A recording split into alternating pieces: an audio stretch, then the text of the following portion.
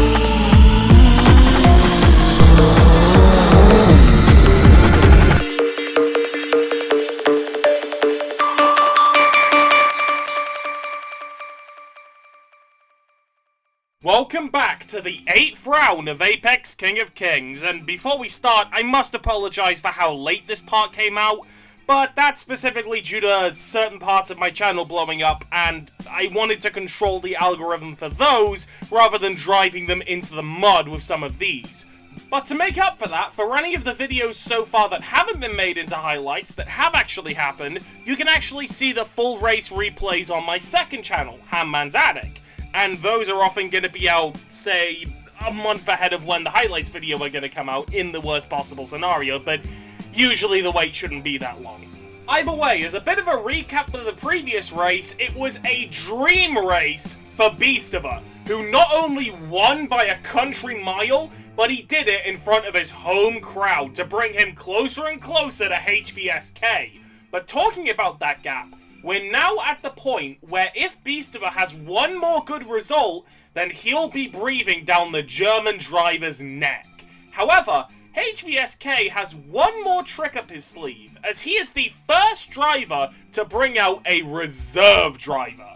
Now, the way that reserve drivers work is that if the main drivers can't show up, then they can hire a driver to score points for them, and they can show up 3 times at maximum. And once you've chosen someone to be your reserve driver, you then can't choose someone different. With these rules in mind, HVSK decided that he wanted his reserve driver to be the Aston Martin fanatic Speed for Ages, who's a fairly infamous driver when it comes to a lot of league racing circles. But whether he'll be able to transfer that success onto the track is unknown, considering there was an additional variable on top of that, where if the weather is the same from the previous race to the next race, then the reserve driver, if they have the car, have to use the car that was used beforehand, which was the 2023 Red Bull.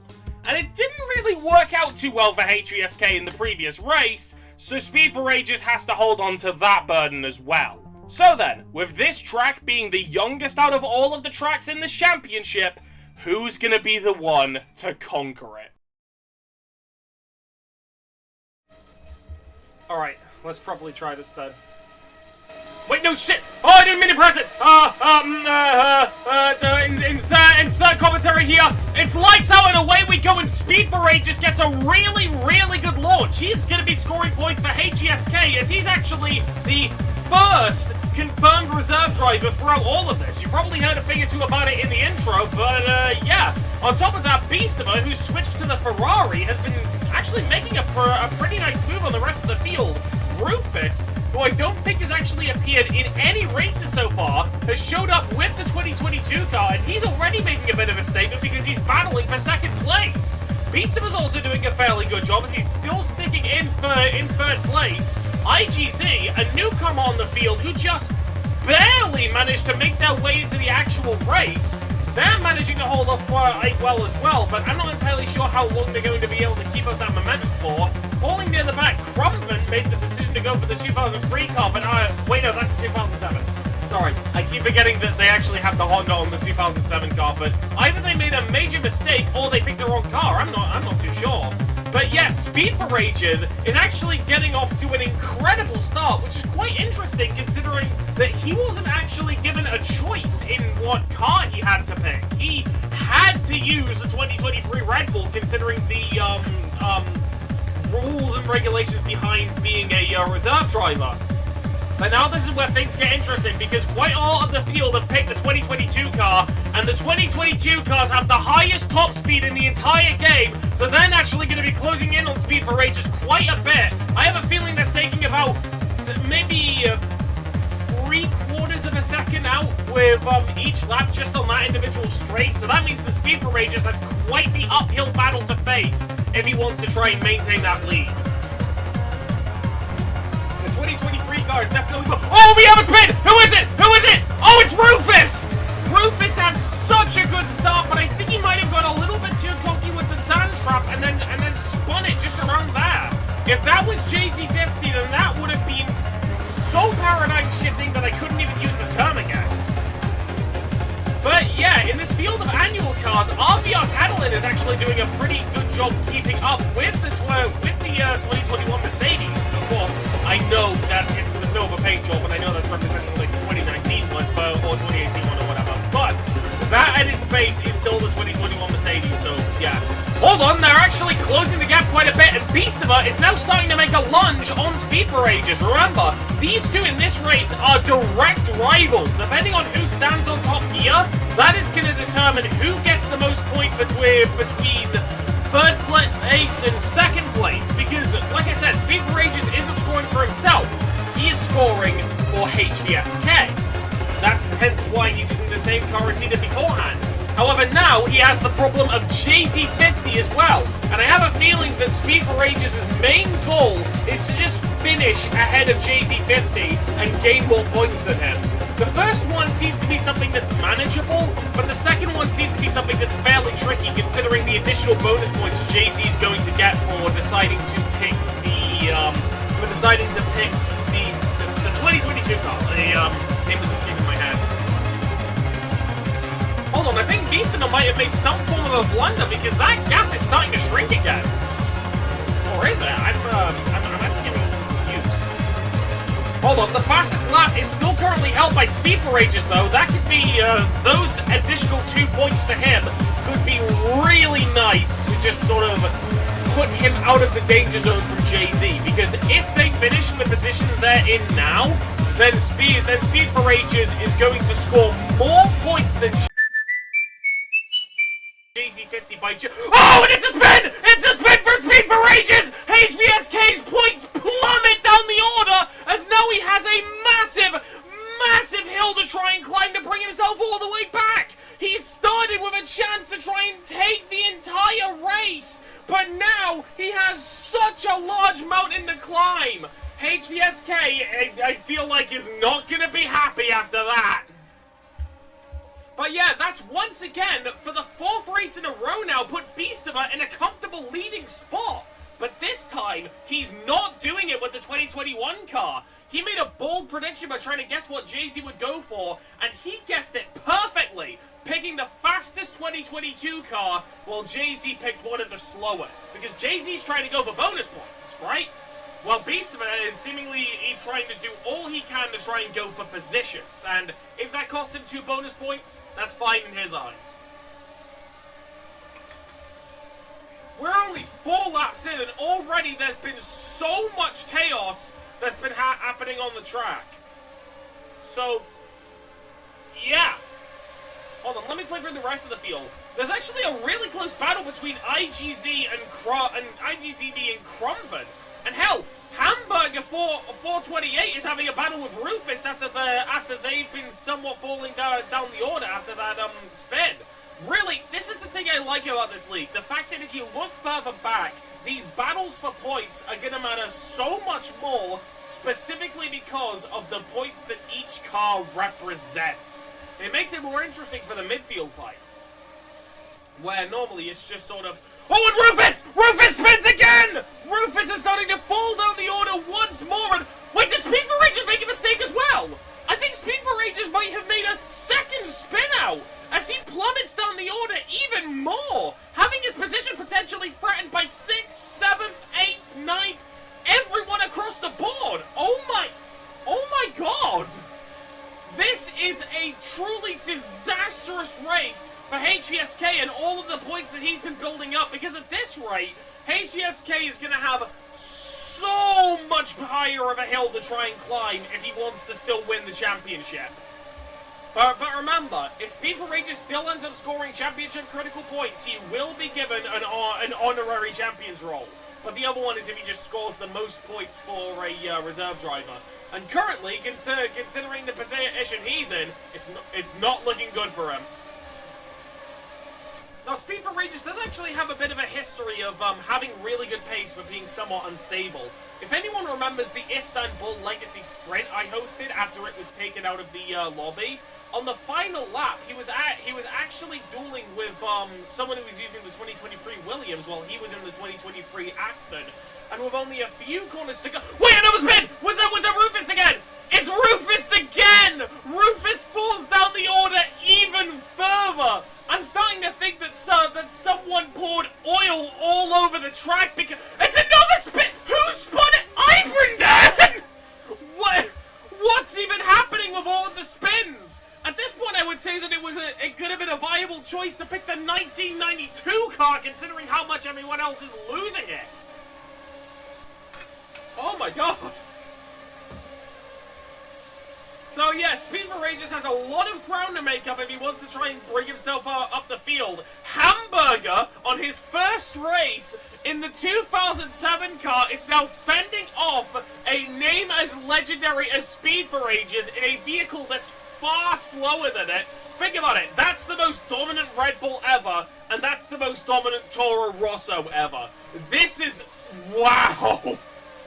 I'm very interested to see, like, who's gonna win this battle in the long run, because that is quite the sight right there. Okay, flicking through the rest of the order, RVR Catalan seems to be keeping themselves fairly consistent throughout the running time. And now, RVR Catalan has always been a driver who's been relatively consistent, but they've never actually been able to get to the top step of the podium, having multiple podiums, but no wins. I feel like Catalan sometimes dreams of changing that, but it's seeming like so far... And Hamburger spins! How many people are gonna spin in this race? Oh my god! At this point, I may not even need to make the highlights. This really speaks for itself. We're only 7 laps in and already this many spin... Did another one happen? Hey, who was that? IGZ? IGZ, you're gonna potentially fall all the way to the back of the pack. Okay, never mind. Soviet, and it's like 12 or 2 laps behind. Jesus Christ. What is even happening? Okay, now, after this series of blunders, spins, and every other kind of mistake you can think of, Hamburger is now battling with one of the other 2007s on the field, Crumvin. And they're getting closer and closer by the moment, but at the same time, Ruthist, who's had more spins than Stroll, is starting to try and have a battle with them as well.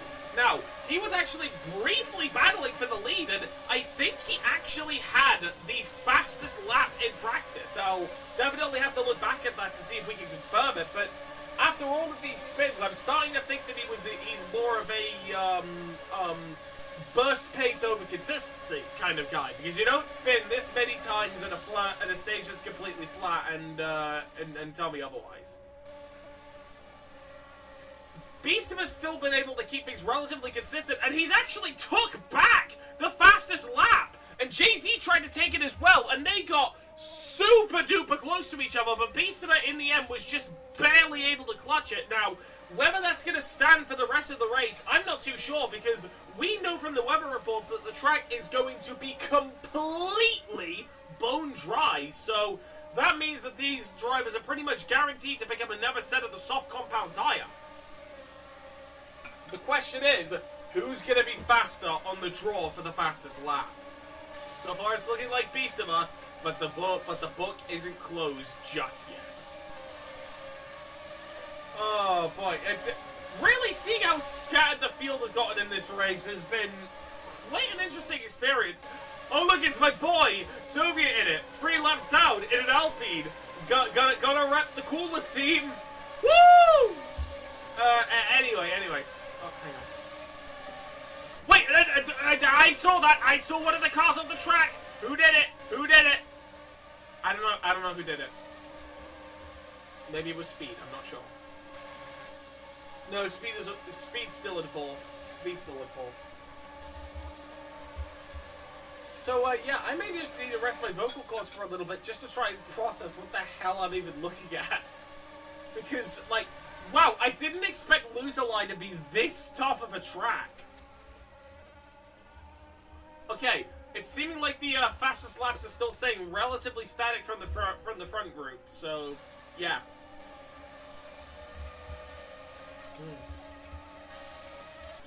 Okay, flicking through the middle of the field, Crumben isn't done with 6th place, and they're hungry for more. But alongside that, the 2007 compatriot Hamburger has been doing a fairly consistent and nice job after making that initial spin. Hold on, did someone make a mistake? I honestly don't know at this point. I wasn't paying attention to the right car, I think. Hold on! Wait! Jay-Z has it!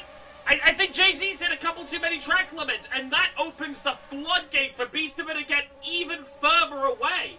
Yeah, let's see if we can confirm it by looking at that. Yeah! Jay-Z too many track limits and got a speed penalty for it. I guess you could say he's speed for aged. I'm so sorry.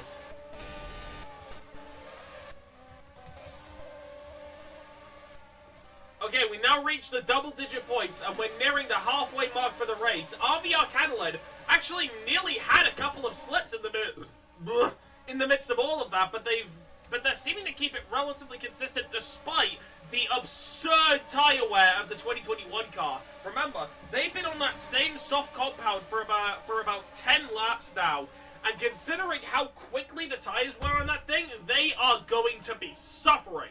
So Speed for Rages may still have a chance to catch up to RVR Catalan and secure a podium after the mess that he's been through so far. Hold on, there's a proper duel happening right here. Hamburger and Crumben are now fighting it out for, duking it out for 5th place. It's all going to come down to who gets the better line for these next couple curves. Crumben goes for something that's a little bit more gutsy, but at the end of the day, Hamburger's being able to carry more speed. I'm not entirely sure who that's giving an advantage to. It's seeming like Crumben. Hamburger takes a wider lines and try and bring in speed, and just look at the differences between the lines they're taking. Something about like them varying their lines on such a flat track where the best line isn't entirely obvious. That's one of the reasons I like Loserline in this game in particular. Not really anywhere else, just in this game. Like I said, Formula Apex has this weird thing where it can make tracks that aren't that good for F1 really good for Formula Apex. I can't even really describe it. But yeah, the battle between Crumben and Hamburger is still raging on as usual. I feel like one of them might have switched spots, but I don't know how much longer that's going to last for. They're not necessarily battling for that many points, but only one of them can stay in the top 5. So there is quite a lot of pride that's on the line with this battle. And it's seeming like with a really nice line into there. Oh wait, no, I think he botched it. Yeah, he's lost way more speed after that weird entry. He's completely botched it. But now, cutting further forward in the field, RVR Catalan is really starting to feel the pain of the worn tires now, as Speed for Ages is getting closer and closer and closer and closer. Again, I'm not entirely sure what's going to happen here, considering that spins have been very frequent throughout the rest of the field, and all it takes is one for the dynamic to completely shift. And now, we're on the cusp of Beastiva getting a 4-race-long win streak. I had a feeling it was going to be good, but wow, he is taking this Red Bull by the horns. That joke would have landed better if he was using the Red Bull for that race, but I digress.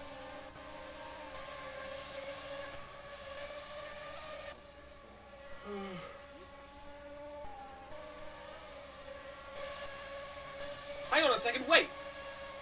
Oh, wait, no, that's just them dueling again. Okay, the gap has seriously shrunk between Catalan and Speed for Rangers, so one of them are definitely going to have to figure out boxing here, and Catalan doesn't box for a new compound? Very bold choice for them, considering this would be the optimal time to try and stop the tires, we're past the halfway mark now. RVR Catalan needs new tires if they want to try and keep up, but they decided to stay out for an additional lap just to see what they can do with this burst of pace.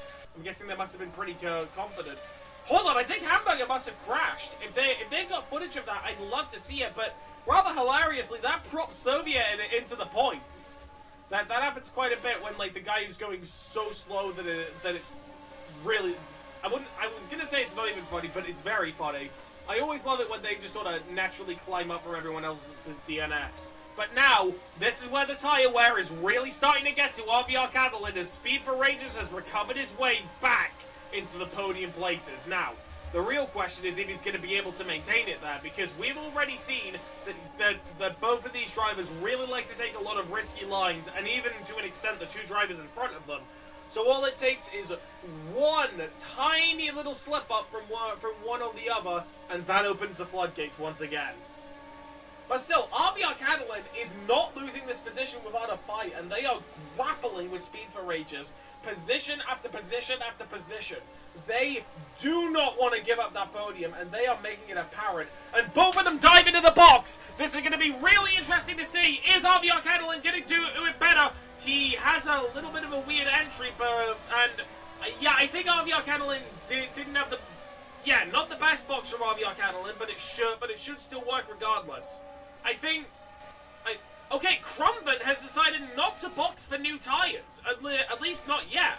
Maybe they're confident in thinking that they can take it all the way on that compound. But considering how long the pit straight for Loserlie is, going into the pits is a very high-risk thing if your car is able to make it to the end of the race on the same compound. So it's really sort of a guessing game as to whether you make the jump or not. So now, after all of the chaos that's been happening around them, the Chinese Chad himself, Crumvin, has made it into the podiums once again. And again, he's doing it with a very, very weird car to be doing it with. The 2007 car in bone-dry conditions. It's honestly really impressive to see his commitment to the vehicle. But now, Speed for Rangers and RVR Catalan both have the freshest compounds that they could have possibly been given for these cars. And that's going to give a massive advantage to RVR Catalan as they storm through one of the curves. And I'm pretty sure that Speed for Rangers just hit a track limit. So yeah, Speed for Rangers has quite a bit left to climb if he wants to try and catch up to Catalan again. And it may say that was a battle for fourth, but that's because we haven't seen what Crumvin's going to do with the pits yet. That could very much change at any moment. So yeah, I'm not entirely sure. Wait, hold on. RVR Catalan has a chance to take the fastest lap. They've got a purple second sector. They're about to get to the end of the line. Is RVR Catalan going to steal the fastest lap? Fingers crossed. They don't. They were very far off, despite the incredible purple sector that they had. But here's the thing. Actually, wait, no. That was a lap they did in the pit. So RVR Catalan still very much has a chance to try and take it back if they can repeat the feat they just pulled off there. Because remember, trying to do it at any point afterwards are only going to be harder and harder and harder considering the wearing compounds of the car. Now, if RVR Catalan gets this doesn't necessarily help their championship battle, but it could potentially cripple the person who has the fastest lap right now. which is Beastiva. Okay, looking through the first sector for RVR Catalan was a 27, almost dead, which is a very solid first sector for Loserline, especially in the 2021 car. But of course, considering what's on the line, I have a feeling that that's not the only gutsy attempt we're gonna see. But remember, Loserline is absolutely covered with track limits, so any of those really tight curves are being taken with a lot of risk from Catalan's perspective. Let's look at the second sector. It's a yellow sector. It's not the best one, but I feel like they still got relatively close. I'm not sure how good this lap is going to be. I don't think it's fastest lap material, but let's wait and see what the results are. Ooh, it was a pretty... Holy shit, Beastiva! I was just talking about RVR Catalan thinking that they were going to have a chance, but then you get a fast lap that's 2 seconds quicker while I'm talking about Catalan. Beastiva, you are a demon! Or rather, you are a beast! What? Oh, we have a disconnection! Okay, let me explain this to, Hamburger. Hold on. Okay.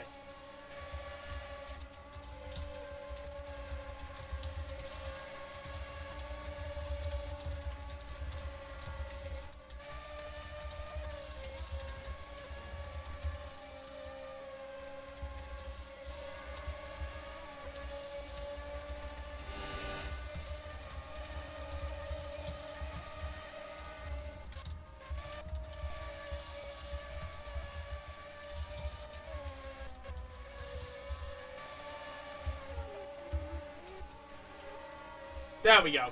That should explain it to Hamburger. Hold on a second. They're starting to lap people now. This is where things get pretty funny. Okay, RVR Catalan and Speed for Rages are still battling it to the better end, and at this point, RVR Catalan are starting to lose the edge that they have with that off the compound, as it's now starting to even out in favor for Speed for Rages. And considering that there's a 10-second gap up to Crumbin, who hasn't decided to box at all, and considering the lap times are miles apart when it comes to their particular paces, like RVR Catalan's getting 129s and like hold on. So say RVR Catalan's getting 129s, Crumbin is getting 128s. Wait, what? Crumbin's going faster despite the worn compound? What? Where did that come from? Okay, so RVR Catalan is still in a very comfortable spot, but if they want to try and potentially catch up to Crumbin to try and bring themselves back into the podium positions, they actually have a pretty big climb ahead of themselves if they want to try and make it up there. However, a big chunk of time was taken out, and now they only need to bring out 7 seconds worth of a gap. I'm not entirely sure where that would have happened, but okay. So flicking through the field again, JZ50, he hasn't made an attempt to try and beat the fastest lap of Beastiva because, let's be honest, Beastiva is just in another league today. Like, where did that fast lap come from? A 1:22.8. Wow. So either way, Crumbin... Hold on, I think something must have happened. Did Crumbin cut too many track limits? Yeah, I think he did. So now, Crumbin is within the crossfire of RVR Catalan. Despite the fact that both of their tires are somewhat worn, the tires for Crumbin were worn from the start of the race, and RVR Catalan's are way fresher. He's on one of the grippiest cars in the game, and he's got the off compound. So he is gonna get past, give Crumbin a cheery little wave, and that was about all that Crumbin could do. And now I feel like the inevitable is probably going to happen at any point now with Speed for Rages, who I feel like Speed for Rages may have had a chance to try and battle out there at the front if he actually didn't have that spin earlier. Really, it's been a pretty interesting debut from Speed for Rages, especially as the first proper reserve driver for any of these races, coming in just about at the halfway point of the season. So it seems like any of the top drivers, if they had people that they wanted to bring as reserves, they were saving them for a rainy day and a rainy day only. Okay, Speed for Ages has DRS on Crumpet. He has the car with the higher top speed. He presumably has a little shred of ERS. And so that's going to really elevate Speed for Ages' position and pretty much just explode them back to where they were before, which was 4th place. But now, they still have to deal with RVR Catalan, who has a 2-second gap as there's only 5 laps to go to resolve the duel. And remember, according to the rules that were established in the previous race, if they don't get lapped by Beastiva, then they're going to take that duel all the way to the finish line. So yeah, I don't know who's going to come out on top, and chances are neither do you. But the real interesting thing is that Speed for Ages has finally gotten past Crumpet, who, with all due respect, has done an incredible run to maintain the podium for that long. But now we get to the real interesting stuff. Is RVR Catalan going to fold? Is Speed for Ages going to get a little bit too aggressive? Who is going to win this podium battle? Remember, no matter what happens here, it's going to be very impactful for the championship, considering that Speed for Ages is a driver that's trying to score points for HVSK, who needs all the points he can get to catch up to Jay-Z. And Jay-Z has been on a roll.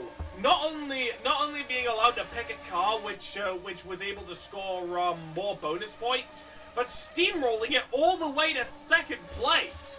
Granted, it wasn't with any fastest lap, but still, if Jay-Z can keep that momentum until the end of the season, I feel like he definitely has a shot at becoming champion. Wait, is Speed for Ages in the DRS zone? I feel like it's going to be close. No, he's not. He just about misses it, so he's going to have to wait just a little bit longer to try and potentially get DRS from RVR Catalan. But still, considering the amount of straights that are on this track, and subsequently, or consequentially, or however you say it, the amount of DRS zones on the track are higher than 1, that means that Speed for Ages didn't just lose his last chance by missing that little blip of DRS right there. Actually, wait, is there more than 1 DRS section? I don't know. Hold on a minute, this is the track that looks like the hands, so probably not. Okay, I'm confusing myself at this point, but this race is total chaos to the point where I don't even think you can blame me. What the hell is even going on? I especially feel somewhat confused about the whole Speed for Ages thing, considering that he actually had some very good pace early on and was even leading for a little bit. It really does go to show that even though these drivers look like they're doing a routine with how often they get the consistency down, do keep in mind that these are 23 laps of super precise inputs on top of making sure that your tires make it to the end, weather prediction, car planning, all of that stuff.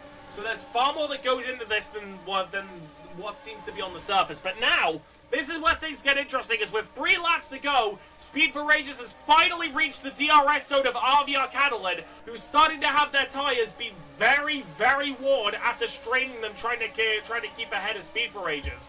The real question is if Speed for Ages will be able to catch up enough to make the inevitable DRS he's going to get in a little bit count, because he's already starting to lose that bit of an advantage he got there.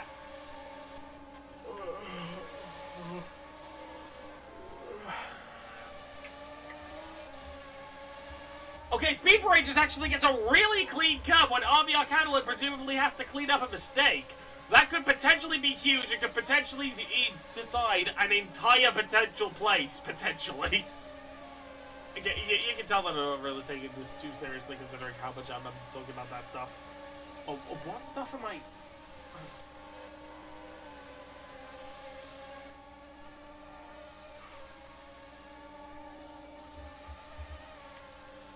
Hold on. So now we're heading on to the penultimate lap of the race, and after a minor blunder from RVR Catalan, Speed for Ages has gotten closer than ever before, within 0.06 of a second, and I feel like this race is going to come down to the DRS. Speed for Ages ends up getting it, so naturally, he's got a good chance to try and catch up and take the position. Does Speed for Ages have the chance? He's got the momentum, he's got the idea, he's got the pace, but he just has to put it all together in one very nice and neatly wrapped package. this is one battle for the podium you guys don't want to miss. Okay, Speed for Rages is getting very close to RVR Catalan now. Like we're talking, if this was F1, this would be in danger of causing a collision close. And it's seeming like Speed for Rages has finally found that line by taking that curve much smoother. But remember, we do still have a lap and a half to decide the podium spots between Speed for Rages, who's scoring for HVSK, and RVR Catalan, who's scoring for their own pride. And now, Beastiva has actually made it to the final lap of the race, and I'm going to comment on their domination in a little bit, but I just want to check this, because this is one of the last chances for a DRS zone. Speed for Rages moves themselves ahead. Now I feel like they probably have a chance to play the DRS game, where one of them might go intentionally a little bit slower, so they can get DRS off of the other person. But it's seeming like Speed for Rages... Wait, hold on. Who's gonna win the DRS game here? Will it be Speed for Rages? Will it be RVR Catalan? Who gets DRS on the main straight? It's Catalan! Wait, nobody! Nobody got DRS on the main straight! Speed for Rages played that perfectly by threading such a close needle to RVR Catalan to the point where the detection didn't work. And now he's got an advantage considering there's very few DRS zones left and the tyres for RVR Catalan are super duper worn. But now, just for a moment, let's cut back to the front of the field, because this is a familiar story that we've seen repeated once again. Beastiva started so much later than every other driver in the championship. He clipped his wheel a little bit, but he kept the control.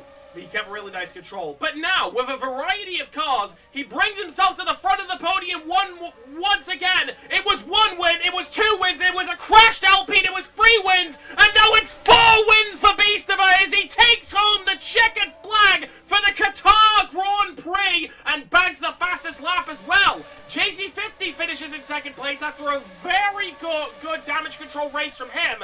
He was probably wishing he could have done more with Beastiva, but it was still a good attempt from him. And Speed for Rages has gotten so much more momentum on RVR Catalan now. I feel like the only way RVR Catalan can take this is if Speed for Rages makes one more major mistake, and there are a couple corners left, so don't count your chickens before they hatch. There's only one major curve left, and I feel like with this, Speed for Rages is probably in the safe zone. Yes, Speed for Rages, after a really absurd slip quite early on, secures 3rd place and secures a bunch of bonus points for HVSK. It wasn't the easiest path to getting there, but he finds himself on the podium as a reserve driver. It was a very good showing from everyone today, and I'm impressed by what I saw from all of it. And Crumvin, just for some style points, decides to finish the race by diving through the pit lane.